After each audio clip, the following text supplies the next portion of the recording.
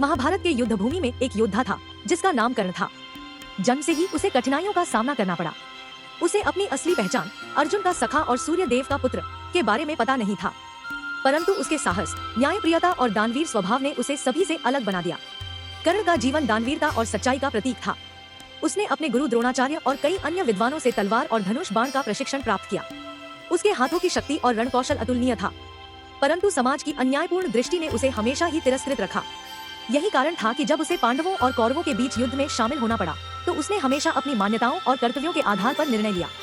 कर्ण का सबसे बड़ा गुण उसका दानवीर स्वभाव था। धनवान और शक्तिशाली होने के बावजूद उसने कभी किसी भी संकट में किसी को पीछे नहीं हटने दिया।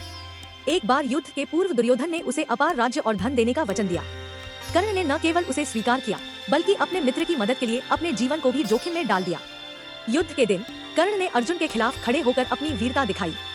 उसने न केवल शस्त्र चलाने में कौशल दिखाया बल्कि अपनी निष्ठा और साहस के बल पर भी सबको प्रभावित किया।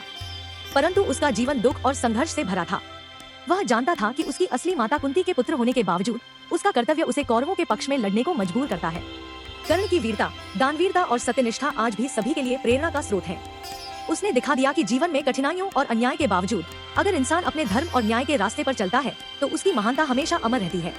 कर्ण न केवल महाभारत का योद्धा था बल्कि एक ऐसे दानवीर पुरुष का उदाहरण भी था जिसने अपने कर्म, साहस और धर्म से इतिहास में अपना स्थान बनाया। इसी प्रकार की कहानी सुनाने के लिए हमारे चैनल को लाइक, सब्सक्राइब और फॉलो करें।